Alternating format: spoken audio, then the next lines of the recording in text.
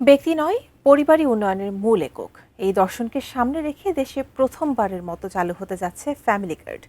প্রধানমন্ত্রী তারেক রহমানের নেতৃত্বাধীন নতুন সরকারের এই মেগা প্রকল্প নিয়ে সাধারণ মানুষের মাঝে যেমন ব্যাপক আগ্রহ তৈরি হয়েছে, তেমনি এর নীতিমালা নিয়েও চলছে আলোচনা সমালোচনা।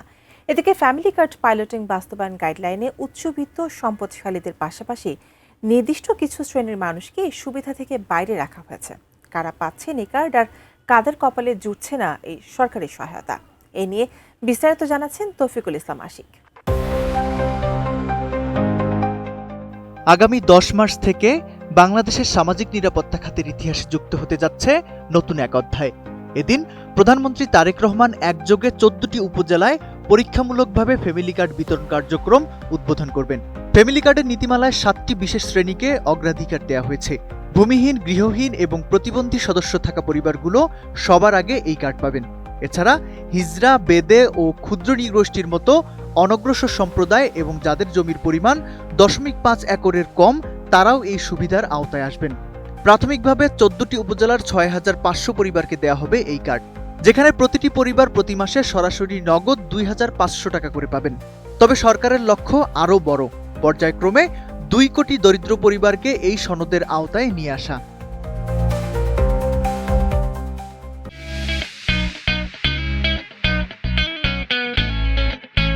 তবে এই কার্ড সবার জন্য নয়। নীতিমালায় স্পষ্ট করা হয়েছে, যাদের বাড়িতে এসি আছে, নিজের গাড়ি আছে কিংবা বিলাসবহুল সম্পদের মালিক, তারা এই সুবিধার বাইরে থাকবেন। এছাড়া পরিবারের কোনো সদস্য যদি সরকারি পেনশনভোগী বা চাকরিজীবী হন, তবে সেই পরিবারও ফ্যামিলি কার্ডের অযোগ্য বলে বিবেচিত হবে। এমনকি বড় ব্যবসা বা বাণিজ্যিক লাইসেন্সধারীরাও এই তালিকায় স্থান পাবেন না। এই প্রকল্পের সবচেয়ে বৈপ্লবিক দিক হল নারীর ক্ষমতায়ন। এই ভাতা বা কার্ডটি সরাসরি পরিবারের মা অথবা নারী প্রধান সদস্যের নামে ইস্যু করা হবে এবং টাকা সরাসরি পৌঁছে যাবে তার মোবাইল ওয়ালেট বা ব্যাংক অ্যাকাউন্টে।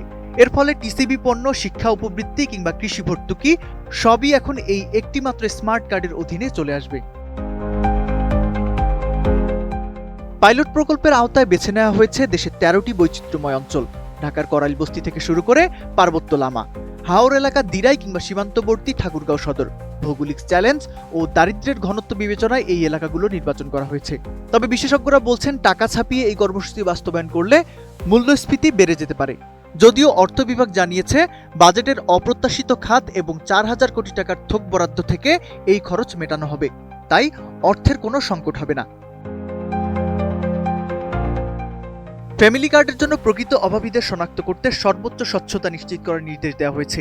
বিএনপির ইশতেহারের সেই ফ্যামিলি কার্ড এখন কেবল কাগজে কলমে নয়, বাস্তবে রূপ নেয়ার অপেক্ষায়। 10 মার্চের পর এই কার্ড কতটুকু সফলভাবে সাধারণ মানুষের অর্থনৈতিক মুক্তি নিশ্চিত করতে পারে, সেটি এখন দেখার বিষয়।